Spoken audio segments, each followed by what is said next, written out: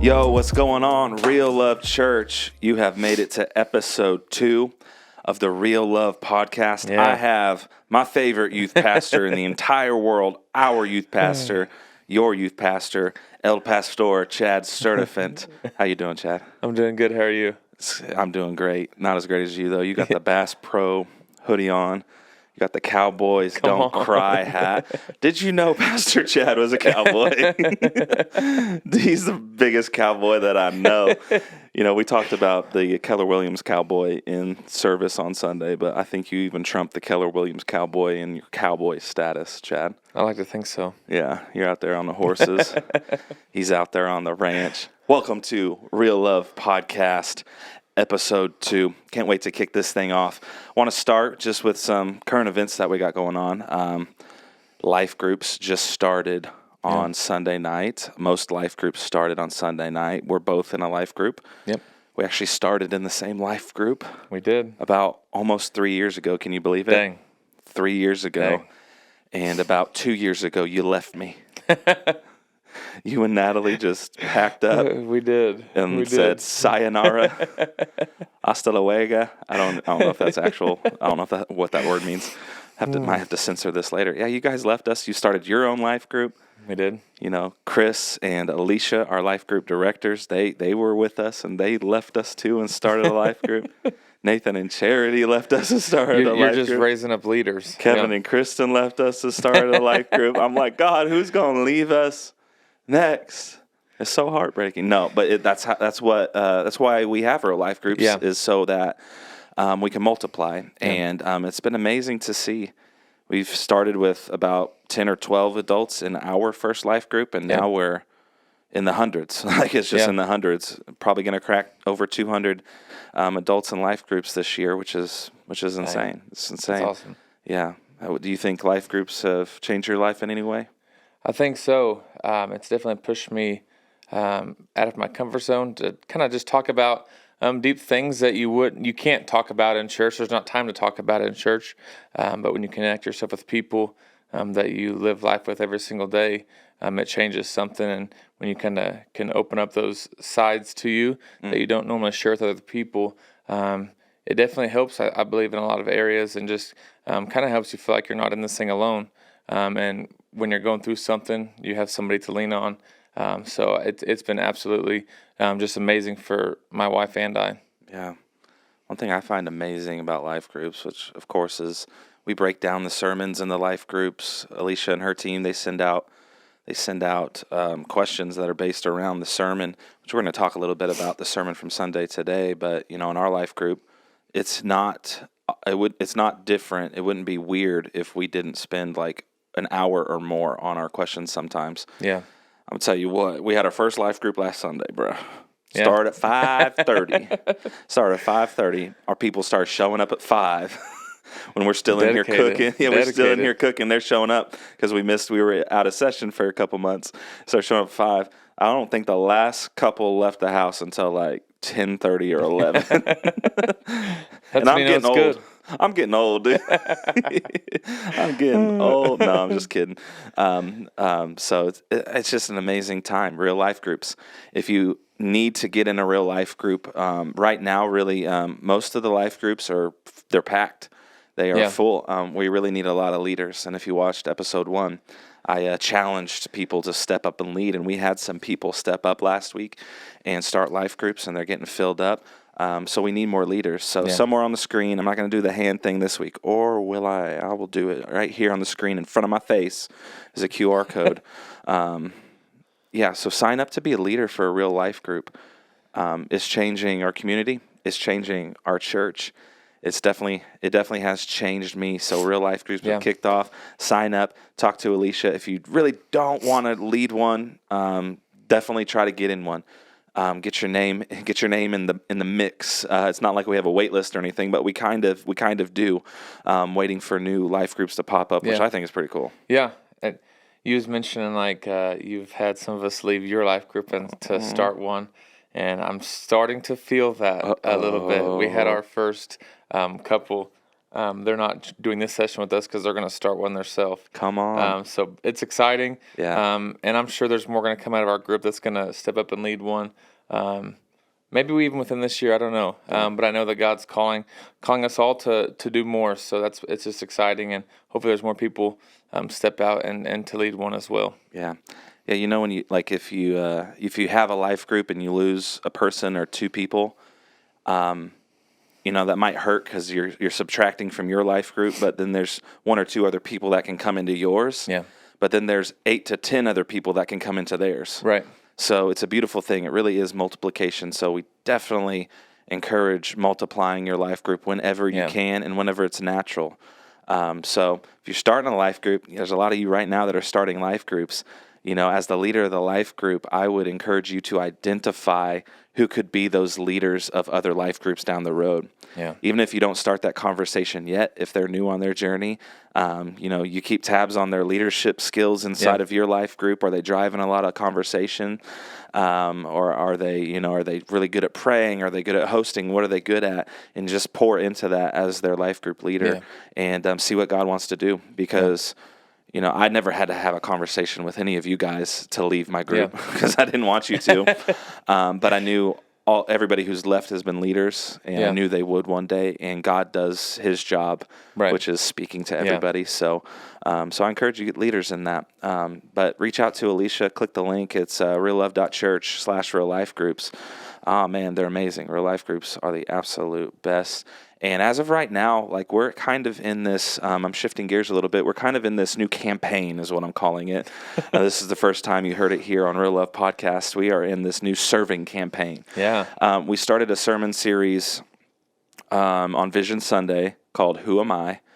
And it's literally about that, who am I?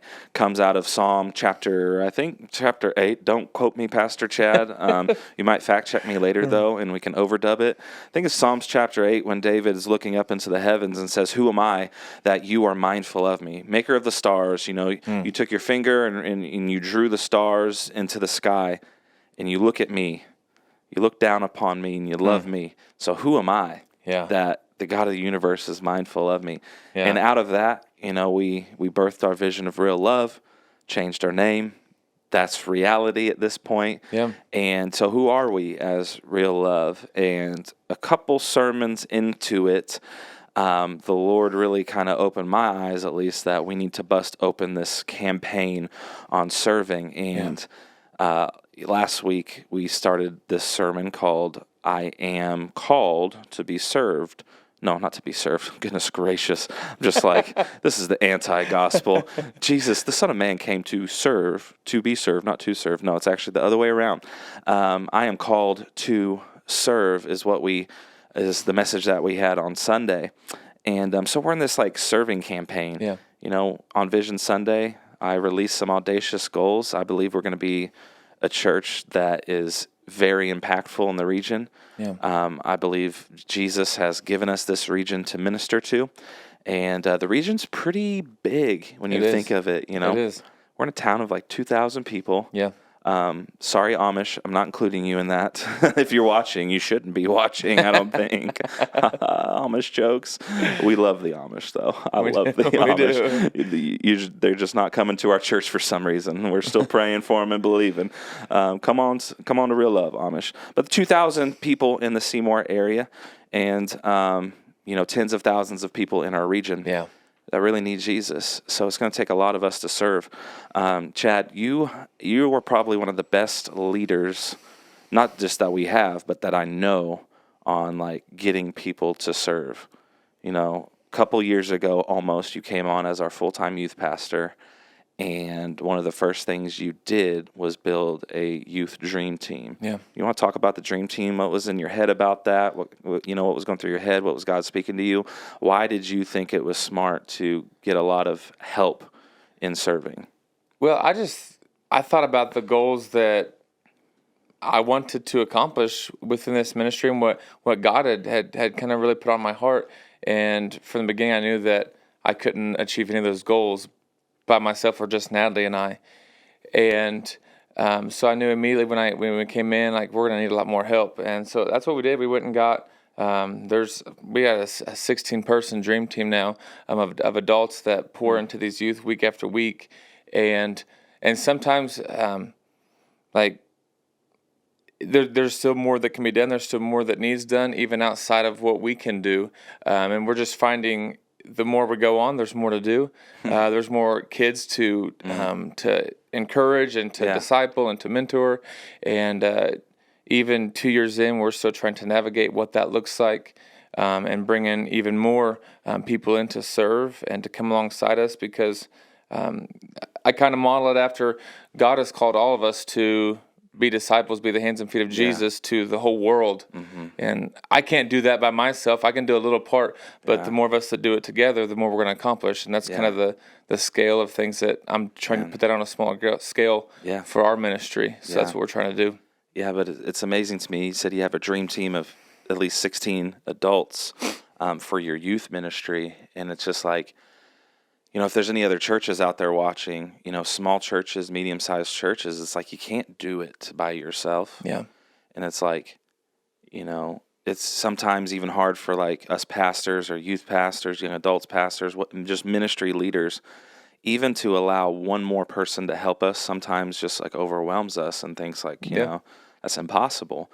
And it's just like, a couple years into this, you have 16 human beings helping in some form or fashion. Yeah. And some of that helping might be very small, just depending on the context, but that is help and it's service to the Lord and to those youth. And it's just like, so I'd encourage any leader out there is like, dude, if you're doing something that you're not super passionate about, and you're just lumping it along with your responsibilities as a pastor, as a leader, look inside of your church. I don't care if your church has 20 people. I don't care if your church has 30 people. It's like some of those people in your church might have eyes for what you don't have eyes for. Yeah. There's people on your dream team that are better at doing things than you're doing, and it's just like, so what? Like, you're paid and on staff and you're the leader of the thing. You should have to do that. It doesn't make any sense. It's like if the lead pastor of every church in America had to do everything, every church would shut down. Right. And I saw a stat. I can't remember if it's 4,000 or 5,000 churches are closing down every year in America. Yeah. I wonder how many churches are closing because the lead pastors feel within themselves or pressure from the outside that they have to do everything. Right. And then you can go down to every ministry. I wonder how many small church and mid-sized church ministries, youth ministries, worship ministries fail because that leader feels like they have to carry every single thing. Yeah. And it's like, that's not how it needs to be. Our friend Keenan Clark, I heard him say that his dad says that many hands make a light load. That's good. Wrong. That's actually wrong. The Holy Spirit's correcting me right now. It's still good. It makes sense. Yeah. Many hands make light work, I think is what it is. Many hands make a light load. Many hands make light work. Yeah. Many hands make it easy on everybody. Yeah. And it's just like, if we can just allow people to come into our ministry universe, and do what they can do, it's going to make the ministry go forward. It's going to make it grow, and it's going to fulfill, those people's souls. Yeah. Those souls that desperately need to serve. Right. And, so if you need to serve, Realove, we're talking to Realove Church right now, you do need to serve in some form or fashion, in some capacity, in context. You need to serve. It's going to fulfill you more than almost anything other than worshiping God and praying to God and salvation. It's going to fulfill you in such a different way. Yeah. I know when I first started serving, I felt so fulfilled. Did you feel fulfilled when? Absolutely. And it's the human inside of all of us. When you do something good that makes somebody else feel good, it's going to make you feel good in return. Yeah. Like at the end of the day, it's going to. And you was talking a minute ago about like 4,000 to 5,000 churches a year closing down because of the pastor having to do everything and just can't handle it. And it's something that I've built. I've been working on building just the Youth Dream Team for 2 years now, and it's something that I'm still trying to figure out and navigate. Just like, because we're all human and we all struggle with different things. And like, I brought in this team, but then I had a hard time. Like, okay, how do I actually delegate things to other people? Talk about it. And So this season of my life for 2024, like that's what I'm diving into is I probably haven't been a great leader up until this point. Even though I've brought people in to watch me still do everything, and that's not healthy. So it's something I'm working on this year is to really delegate everything so this ministry can grow. Because it's not going to grow any more than what it is until we can do that as leaders ourselves. So that's some leadership knowledge right there. Realove Leadership Podcast. Sorry, Sam Golden. I know you wanted to start that, but we're starting it right now, baby, on Realove Podcast episode 2. That's so good for leaders, though, that, that delegation. It's obvious. It's a buzzword in the leadership community. You need to delegate. And it's like, yeah, absolutely, you need to delegate. But it's like we need to be a little more dramatic about it. If you don't delegate, so many things are not going to happen. Right. And so many things on the flip side that you don't want to happen will happen. If you don't delegate, somebody's not going to step in and be able to express their calling. Yeah. Somebody's not going to be able to step in and feel that fulfillment. Somebody's not going to be able to step in. And this is an interesting thing that I've just started thinking about recently. When you're serving somebody in worship to God. So serving is an aspect of worshiping God. Yeah. When we don't allow somebody to step in and serve, even if it's on a 1 hour a week, we don't allow somebody to step in and serve, we're basically blocking off their ability to worship God in the way they were made to worship God. Yeah. And I've just started thinking about that recently, and that's pushed me to try and figure out how do I delegate more. Yeah. The John Maxwell rule, we are really getting into leadership right here. The John Maxwell rule is if somebody can do something 80% as well as you, delegate it to them, and you get to manage them now. Yeah.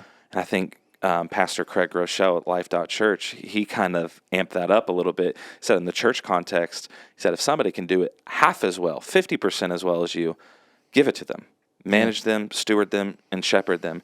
And that 50% is hard. 80% is hard for all of us leaders.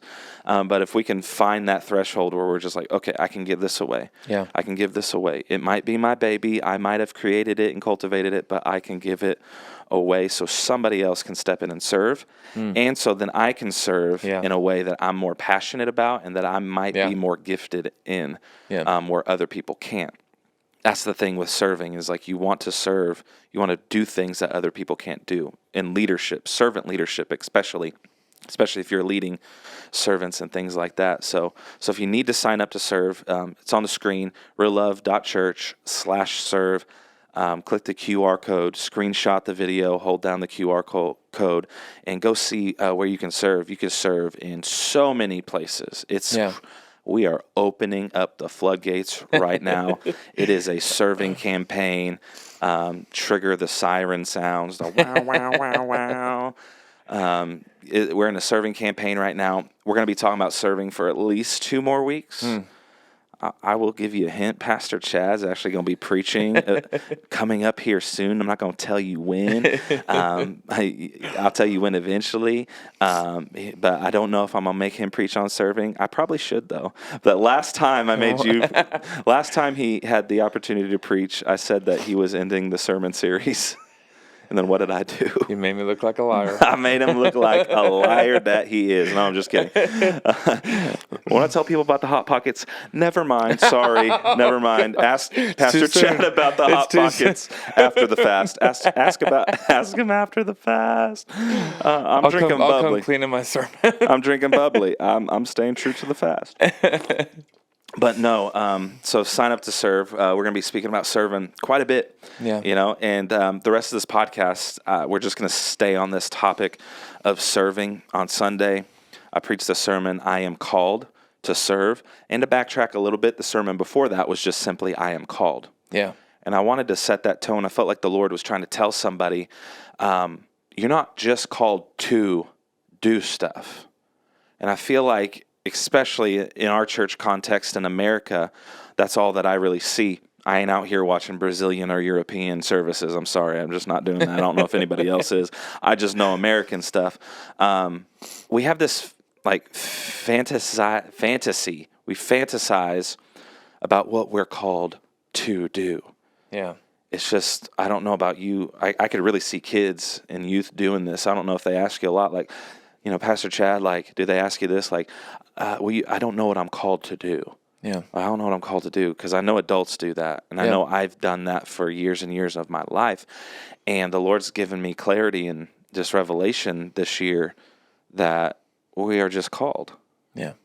Simply, we're just called. Jeremiah chapter 1, the Lord just called Jeremiah, and he set it up. He said, the narrative in Jeremiah chapter 1, it said the word of the Lord came to Jeremiah, and in that phrase in the Greek really means that the word of the Lord was always there.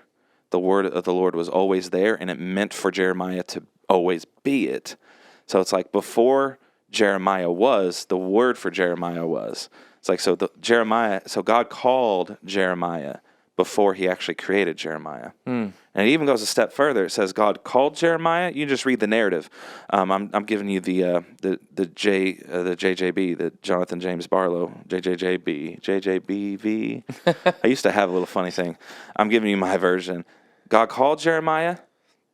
He called him. Then he commissioned him. He says, this is who you are. This is how you're going to be it. And then it says he created him. So before I knitted you in your mother's womb, I knew you. I called you and I commissioned you. And it's just like, y'all, like, we aren't called to do something. God called us, and because our calling was so beautiful, it seems in Scripture that God saw what he wanted us to be, what he called us to look like, what he called us to move like, and he had to create us. Yeah. It's like your calling is so big and beautiful that God had to create you because he called you. So all of us being created beings, we walk around this planet and like, am I even called? What am I called to? And it's like, yeah, before he knit you in your mother's womb, he called you. Everyone, you are absolutely called. And that identity is what you have to live from. So when somebody comes up to me now and is just like, what am I called to? I look into the Scriptures and it's just like, you just are called. Yeah. And the two is you are a son or a daughter of God. In the Bible it says you are called as sons of God, called to adoptions as sons of God. And like, ladies, don't get offended by that. In the Greek, the word for son was a unisex word. It didn't have sex attached to it. It meant child, essentially. Yeah. So ladies, it's like your son too in the Greek language. It's just like you were called to be a son or daughter of God. So just be that. And then what you do outside of that isn't your calling. I kind of want to start squashing this, and it's going to hurt all of our brains, mine included, because I'm called to preach. Yeah. And it's just like, yes, but no. Like, you're called to preach. You're called to be a youth pastor. You're called to... I was like, yes, God called you and said, do that, but he didn't say that's who you are. Yeah. I am not a preacher. Like, I am not a pastor. That's not it can't be my core identity. I think that's a very American human thing to do, is equate our works to our identity. And it's just like, no, you need to work, but that's not you. You aren't your work. Yeah. And so it's like, how you express your calling is what you do. The thing we stress about so much should be the thing we don't stress about.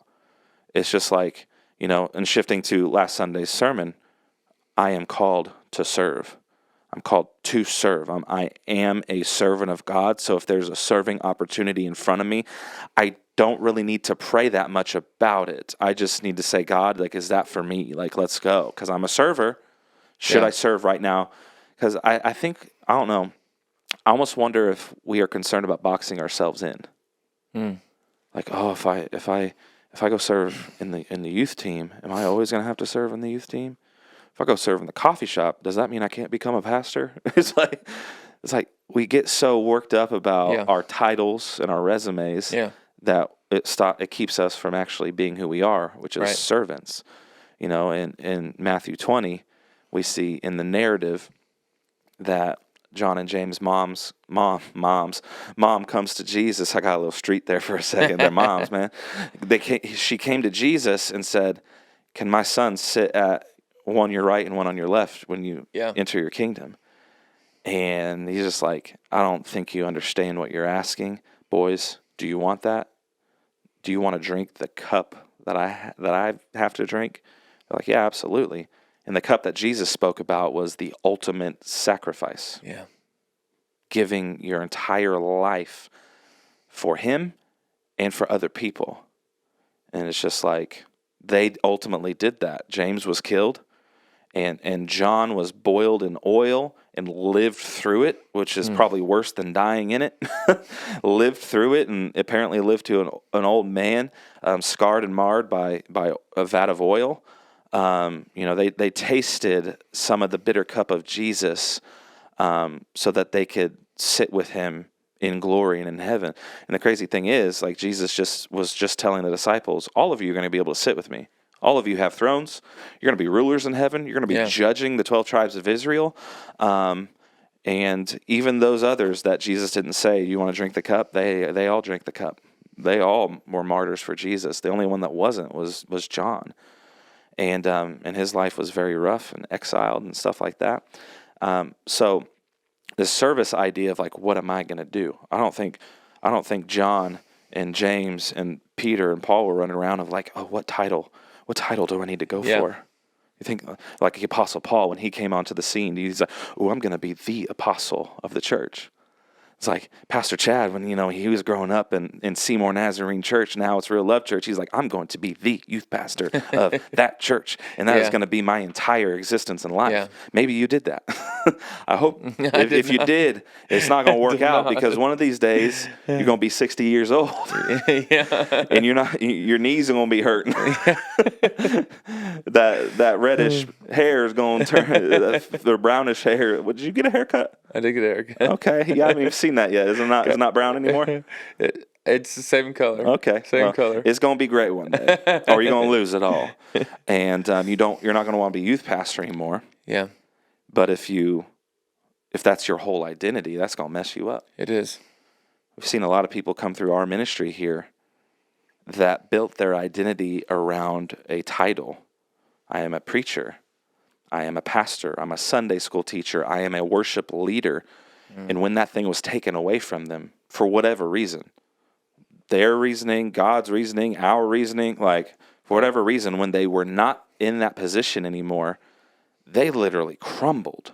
Yeah. Crumbled. Just people will leave a church. People will leave God because, they can no longer do the function that they were doing anymore. And I find that sad. And so it's like we need to start, reforming the way we talk about calling.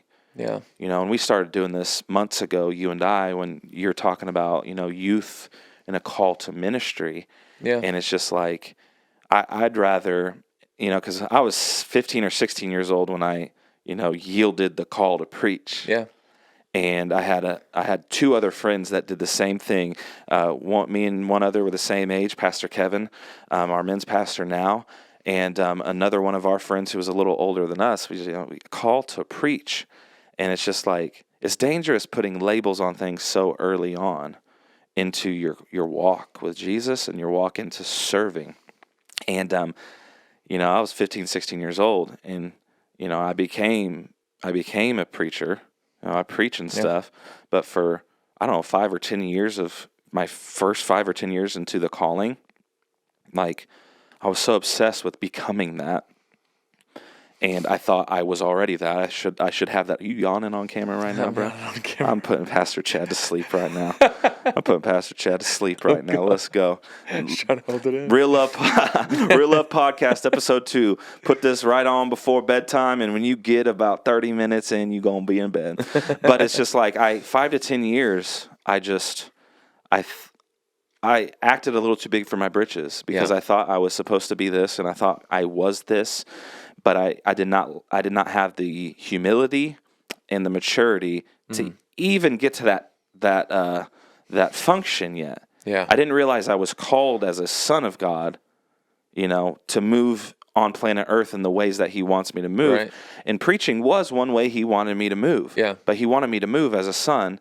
Right. But I was doing it as an orphan. I was doing it as as a stepchild of some sort. Yeah. And so like, you were with your youth dream team a few months ago, you could see inside some of your actual youth that there's some leaders here. Yeah. And, we talking about the just the language of that, and we're like kind of took a step back, just call to ministry. Yeah. Here's some things that ministry entails. If you're feeling a calling, a pulling towards that, like let's just say call to ministry in some way. And I feel like that's a much safer route. And you have quite a bit of kids, right?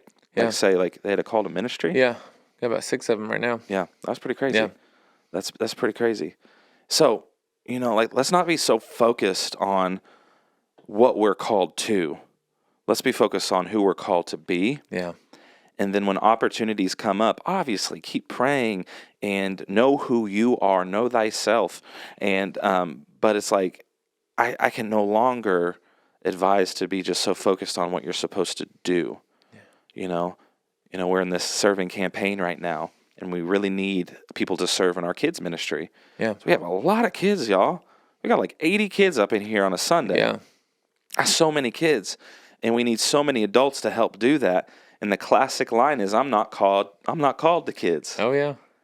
And I said it in the sermon. Yeah. I might put the clip right here. Just like, no one asked you. Yeah. And that sounds offensive, and I'm sorry if you feel offended. But nobody asked you if you were called to kids. You were asked to serve. You can say yes or no on wherever you serve, and take that up with the Lord. Yeah. But we need a lot of adults to help serving the kids, and we're not asking if you're called to be in kids ministry. We're asking if you are called as a son or daughter, right? Because we have about 80 sons or daughters between nursery and 5th grade age right now on one service on a Sunday morning that need adults to serve them guide them and help them. So it's like, I don't necessarily care if any of us are called. Right. It's like, I'm going to get in there and serve. Yeah. Your lead pastor is going to get on the schedule and serve. And I'm not into kids ministry. Like many of you, like I ain't into it. But it's like, if I can do it, you can do it. Right. Once a year, twice a year, come on. It's just like, I don't want to miss a service, Pastor Chad. What if I miss the service Pastor Chad preaches at? Yeah. It's going to be amazing. Yeah. It's going to be so good. It's going to be so beautiful. I'm going to be downstairs. I'm going to be serving kids. I'm going to be serving goldfish and gummy bears. I don't know if that's real or not. But you could be serving the very next person that could be up on that stage one day. Come on, dude. Or leading our church one day. Yeah. But I think a lot of times just our whole outlook on kids ministry is not good. Yeah. Like as a whole, as parents, as leaders in the church, no matter what it may be, just like we were all there one day, and look where we're at now because of the people that done that for us. Yeah. It's like if it's once or twice a year, you need to go into that Sunday and be like, how can I change this kid's whole life in this one service for 1 hour today? Yeah. Like, how can I do that? Yeah. And I'm going to be excited about it because I can go back later tonight and I can watch the service upstairs and I can get fed still. But right now I'm going to feed into these kids that need fed into. Absolutely. And if we have a better outlook on it, it's going to change the whole outlook of our church and our region. Absolutely. And to be very honest, the more adults that these kids see loving on them and serving them and worshiping Jesus in their worship services, the more adults they see, the more normal worshiping Jesus will feel. Yeah. The more normal studying the Word will feel. The more normal fellowship will feel if we can get more adults in there. Because I know some people are like, well, I don't want to be in a class where there's 30 or 40 kids and it's just me and my wife or me and my husband or me and a teenager. And it's just like, that's just too much. Well, if we had more people help us, we could have more adults in those classes. Yeah. And that is the goal, and that's going to happen. And I commend everybody so far since Sunday. We've had a lot of people sign up to serve in a lot of places, but half of them have said, I will help in kids, I will help in nursery, I'll help in this, I'll help in that. So thank you so much to everybody that's signing up. And it just makes me smile because you're just stepping up to serve, and it's a sacrifice, but it's going to be so worth it. It's going to be so worth it. Jesus, this was what I was butchering earlier out of Matthew 20, after Jesus goes through that whole dynamic saying, hey, you're going to have to sacrifice. You're going to have to sacrifice. And you know that the rulers of this world, the Gentile rulers, like the Romans and the Greeks, they lord authority over their people.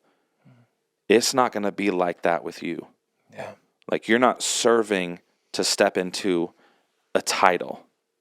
You're not serving to step into something like that. And then Jesus gets into it. The Son of Man came not to be served, And I never put the D on the end of that word. I can't do it. Served. He does not come to be served, but he came to serve. Yeah. And to give his life as a ransom for many. Yeah. This thing's about sacrifice. Jesus is saying, look, servant leadership is not like the world's leadership. You're not the CEO of Walmart. You're not the CEO of, of Whataburger. You're not the CEO of whatever. And you're not a CEO of a corporation. He said you are a servant leader of people that you're supposed to be serving and sacrificing for. Yeah. And greatness isn't a title. It's a service. And that was one of the points from the message. Let's stop chasing after titles. Let's stop chasing after something that can boost our resume. And let's start chasing after, the sheep that God has put under our care and under our shepherd that we are made to serve. Yeah. And, I had this thought for the sermon, and I still haven't totally fleshed it out. And like I said in the sermon, I don't know if it's theologically correct at all. So, all you with your pitchforks and daggers and whatever, I'm sorry if this isn't theologically correct, because I think we should look at everybody who walks into our doors. Our context is church. Your context might be a business. Your context might be an organization. Your context might be McDonald's, whatever. But it's like when somebody walks into our doors, the Lord told me that I need to look at them like I owe them something. I need to look at them like I owe them more than something. I owe them everything. I owe them my life and my service. And once he kind of gave me that, I started looking at people a lot differently. Yeah. I started looking at people like they're God's children, or if they're coming in lost and they're not his child yet, he wants to adopt them into the family. And it's just like, somebody walks through the door, it's like I owe them. How do I pay them? How do I fulfill their need? It's like give them a smile, give them a handshake, give them a hug, give them a coffee, take them around, host them, show them around, love them. How do I serve them in a worship service? Personally preach my guts out, study for hours on end every week, meet with my leaders about our ministry here for them. That's how we are serving them in this context.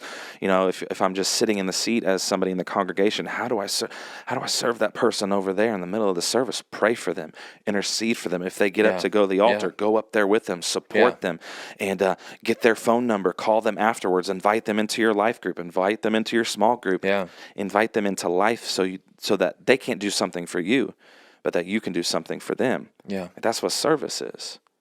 It's like when I was 10 years old, the Keller Williams cowboy, Dusty Capon, invited me to church before he was that cowboy.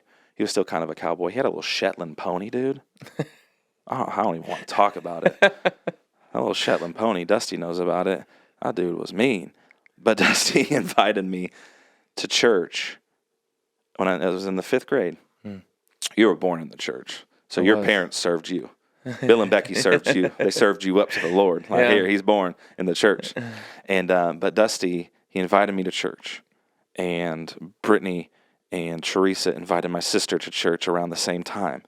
And it's just like, and then it's just like, then from there, it's just history, Somebody sacrificed something and served me and got me to where I am today. And it's just like, that's in all of our stories somewhere, even if you were born in church like you, somewhere along the line, you went astray. I know your story. You went astray, acted like a knucklehead, and somebody, a person, redirected you back to the faith, redirected you to Jesus. And it's just like, that's what we do with our service. And that is such a powerful thing, man. That's such a powerful thing to think about, that everybody on the other side of that camera lens, looking on the other side of your iPhone or your Vizio TV, it's like you have the absolute power to save somebody's life with the salvation of Jesus. Right. It's like Jesus does the saving, but we do the bringing to Jesus. Yeah. We offer ourselves up as a living sacrifice to Jesus, and we serve others with that sacrifice and say, hey, here's Jesus. Right. So it's like through us, through our sacrifice, Jesus reaches through and saves somebody. Yeah. That is such a freaking beautiful thing. That is so crazy to me. So it's like, how do I not owe that person the salvation that I have? Right. How do I not owe that person the salvation that I have? And it's like, that's what we have to wrestle with when we're thinking about serving. Serving isn't just doing a task. You could be running a camera on our live stream, which thank you for people signing up to run cameras right now. People want to do that. That's so cool. It's, you're not just running a camera. You're not just putting a focus in, on the preacher, on the worship team. It's like you're helping somebody focus on the literal thing that God could reach through to save them. Yeah. And dang, that's so beautiful. You're not just opening a door to a building. You're opening a door to a relationship with Jesus. I know people don't realize in their little serving task how big it is. Yeah. It's like everyone that plays a part in somebody's salvation, and that's so beautiful. And that's what Jesus was about. He's like, you guys, you're not going to lead by ruling your authority over people. You're not going to lead with your title. It's like Chad doesn't run around, thankfully, Realove Church saying, hey, dude, I'm the youth pastor, bro. Don't you know I'm the youth pastor? Like, give me that, caramel macchiato half off. I'm the youth pastor, bro. Serve me. It's like, I don't run around here like, dude, don't you know who I am? I'm the lead pastor. Do this, X, Y, Z. It's like, Jesus said, no, that's what the Gentiles do. That's what the Romans do. That's what the Greeks do. He said, but my people, my disciples will lead by serving first. And, and I find that so beautiful. It's not just a thing that we do. It's who we absolutely are. And I'm so excited for the season that we're going into with Realove because, we're adding servers by a lot right now into the system and into our ecosystem here. And it's just like those people are going to be fulfilled because they're serving other people. Yeah. And by serving other people, those other people are going to get fulfilled. And those other people are going to rise up as a disciple of Christ and serve other people that will get fulfilled on and on and on, multiplying. So the serving campaign is not stopping. Even if we stop our sermon series the day you preach or the day before you preach or the day after you preach, we're talking about serving here because, I think giving is living and serving is, I was hoping to come up with a rhyme that quick. It didn't happen. I'm an old freestyle rapper. It didn't work. Just serving is it. This is it. You know what I mean? It's just it. That's the punchline. Serving is it. We serve so we can give of ourselves. Yeah. And it's so beautiful because when you serve and your hands are wide open, you can receive. And that's what you were saying earlier. Yeah. When you make somebody else feel good, you're going to feel good. Yeah. You're going to feel so good. And that's what Jesus was prophesied as the Son of Man to come. But the one who was prophesied, he didn't come to get the profit. This is one of the points in my sermon. He didn't come to profit. He came to be as a debit for our debt. So if we see people walking in and they got a sin debt on their soul, we have that as believers in Jesus, full of the Holy Ghost. We have the ability to give up ourselves for them so that their debt can be wiped clean. And that's such a beautiful thing. Yeah. And it starts at the door, starts downstairs in our kids' church, all the way to everywhere. The people that take out the trash, the people that clean our windows, the people that vacuum, the people that make our coffees and shirts and all the stuff, the cameras and the singing and the preaching. It's like everybody, like you're giving of yourself so somebody can receive. And in that you will receive too. And I think that's a very beautiful thing. Yeah. It's a very beautiful thing. And, to wrap this up, we're getting close to an hour. Pastor Chad, I want to talk about Caleb Smith for a second. Oh, man. Yeah. You got any intro thoughts on Caleb Smith? The man, the myth, the legend, the TikTok preacher, Caleb Smith? Shouting you out, buddy. There's just no doubt the love he has for Jesus, and that he truly wants to be the hands and feet of Jesus. I was actually in our youth leaders group meet today, and I was talking to him and about coming early to get some stuff set up for tonight. And he said that he had schoolwork, and he's like, I don't know if I can be there in time. What time you want me there? I said, Caleb, it's 2:30. Like, you should be almost done with your schoolwork. Like, school gets out at 3:30 anyway. Like, you should be done with your AMI stuff today. And he said, oh, because they're not in school today. They're not in school today. They're out of school today. And he said, I would have been done, but I had to eat, and I was actually reading my Bible. And he said, the 30-day challenge you told me about, I was finishing up my chapters. The shred? I said, oh. My goodness. My bad. Yeah. My Goodness bad, gracious. But that's just who he is. He's diving into it and is constantly wanting to do more. Yeah. I love seeing this in our youth and even in our kids and young adults, and I'm thrilled to see it in everybody when I see it. But I brought up Caleb Smith because if you saw the sermon, you saw Caleb Smith, whether you understood that was him or not. Yeah. I had an illustration planned out, and I was going to randomly pick a kid because a lot of our youth sit in that front row or two. And I was going to pick a kid who was didn't weigh a lot. I was looking for a skinny kid, a fit kid, in shape kid. And Caleb Smith right in front of me. And I said, okay, Lord, that's cool. Let's go. And, give him some shout-outs, some TikTok shout-outs. Follow the kid on TikTok. He's killing it. He's preaching the gospel on TikTok. And did an illustration. Just imagine that the stage was a mountain and that Caleb could do nothing to jump up onto that mountain. He could try to climb up it, but he would tucker out. He would get tired. And Jesus is on top of that mountain, reaching down, grabbing us up and pulling us up. And I pulled him up on stage and pulled him up to my level. And, I tried to bring that illustration together and equate that this is what we are doing when we're serving anybody. Yeah, it's good. Anybody. Yeah. With anything. No matter how we're expressing our calling to serve, no matter what it is, if I'm in kids' church or if I am upstairs, on the hospitality team greeting somebody, like I am expressing my calling, I'm reaching out and I'm pulling somebody up to where I am at. I'm bringing somebody up and saying, you absolutely belong here. You belong here with us. You belong here with Jesus. And, that's what we are doing.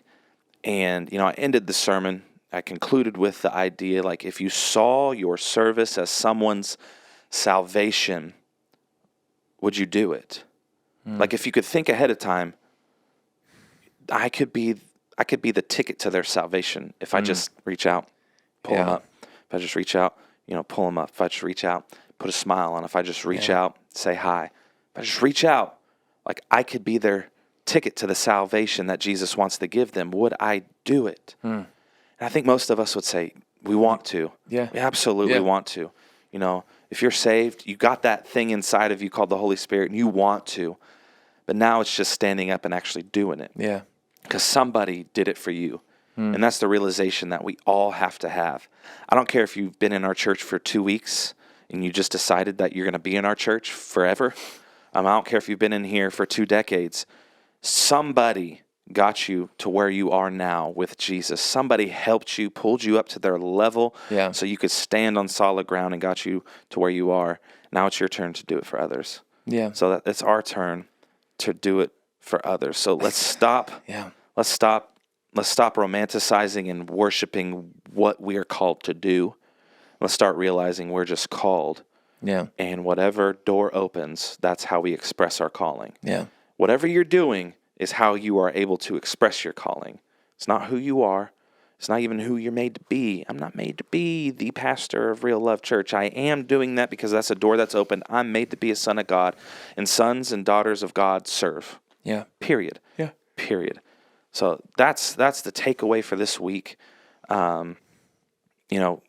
This coming Sunday, we are still talking about calling. Super excited about this next sermon. God gave it to me today. Ooh. Come on. Pastor Chad, we're going nautical with it. Okay. We're taking it to the ocean. We're taking it to the ocean. We're taking it down deep in the ocean. Put it in the comments. What Bible passage? Put it in the chat. What Bible passage do you think Pastor Johnathon is going to preach on Sunday? Talking nautical, talking the ocean. Might even be talking sea creatures. I don't know. It's just plankton and seaweed. Put it in the comments. Where do you think I'm going to be preaching from? Where do you? Don't look at my face. Where do you think I'm going to be preaching from? Give me a couple places you think I'm going to be preaching from that has to do with water. I ain't going to tell you yes or no. Oh, no. I ain't going to tell you yes or no. If they got to put it in the comments, you got to put it here, Pastor Chad. Putting you on blast, baby. The first one I think of when I think of serving or running the opposite direction was Jonah. Ooh. I don't know if you're going there or not. I don't either. What else you got? What else do I got? I'm just helping the people out so they can put comments in. If you think it's Jonah, put Jonah. Noah served. Ooh, Noah. He did serve. He built an ark. Yeah. Built an ark, and it became an ocean. The whole world apparently became a whole ocean. It wasn't yet, but it soon became one. Yeah, put Noah in the comments if you think it's Noah. What else you got, Pastor Chad? I'm testing his Bible knowledge here. He's nervous. He's nervous. Take it back to Sunday school class. Take it back to water. There's a lot of water in the Bible. There was a moment when Jesus got out on the boat and told Peter to cast out his nets. Let's go. And he'd done that. Yes. After, I don't know how many tries of coming up with nothing. Yeah, put Jesus in the boat if you want Jesus in the boat. Jesus in the boat. I'm almost acting like whatever gets the highest comments is what I'll preach. That could be a thing. I don't know. Yeah. That's three. That's good. That's good. You could also go with Moses parting the Red Sea. Moses, yeah, that's a good one. That's a good one. You can put Moses in the chat, Momo. You can go with Paul, getting shipwrecked. You can go with, put Paul in the comments. If you have, just put it in the comments. Where do you think JJB is going to go this Sunday? There's several options. Yeah, because I might hit them all. I might hit them all. What we're really doing is we're helping him write his sermon for Sunday. Absolutely. Yep, this was a covert mission for sermon content for Sunday. No, but I'm excited for Sunday. Yeah, it's going to be sure. It's going to be one. It's going to be one. So make sure to tune in on Sunday, whether you're online or get in the house. If you are in the region, definitely get in the house. There is nothing like it. Yeah. We are blessed to be able to live stream, but there's nothing like being in the room with hundreds of believers at Realove Church. So I think we're good. Yeah. You good, Chad? I'm good. You got any last words about serving to the people? Just go love people. Let's go. Just go love people. That was. I'll finish. I'll wrap it up with Caleb one more time. We're all called and taught to serve the people, and like we're serving. I'm serving Caleb by doing this, and so he in return serving other people. But he hasn't stopped serving like me or encouraging me. There's not a week that goes by that doesn't reach out or he doesn't pray for me. He put in our group meeting tonight. He said, "Hey, can we pray over Preston, because Preston's preaching tonight?" Oh, wow. He said, "Can we make sure and pray over him?" and things like that. And when we're serving, I think we get so caught up in either serving within our ministry and we forget to serve the people in the world. Yeah. I don't know what's more important, because it's also important. I think it's all the same. It's all an equal importance. Just we have to serve the people outside of these walls just as much as we serve the people inside the four walls. Yeah. And I think a lot of times you see people are usually good at one of them, but not the other one. Either way it may be. Yeah. I've seen some people that it's so easy for them to love on people out in the world, but they're terrible to the people that they go to church with, or vice versa. And it's like we've got to be able to figure out a way to do both. Oh man! Because that's what God has called us to do. So that's about to open up a can of worms. Yeah, we probably should stop. Open up a can of worms. That's where I'm in. Yeah, man, we gotta love everybody. Yeah, we have to love absolutely everybody, no matter the location that they're in. And the best way to do that is by becoming a servant leader. Yeah. In whatever place and space you find yourself in. So Realove Church, we are called to serve. And that's how we lead by example, is through service. So make sure to sign up at reallove.church/serve. Do it right now. And in the next week or so, leaders are going to be starting to reach out to all of y'all and get you plugged in and create a plan so you can start serving. So we're signing off. Pastor JJB and Pastor Chad Sturdefant, youth pastor extraordinaire. Yeah. We love you guys. See you next time. Love you guys.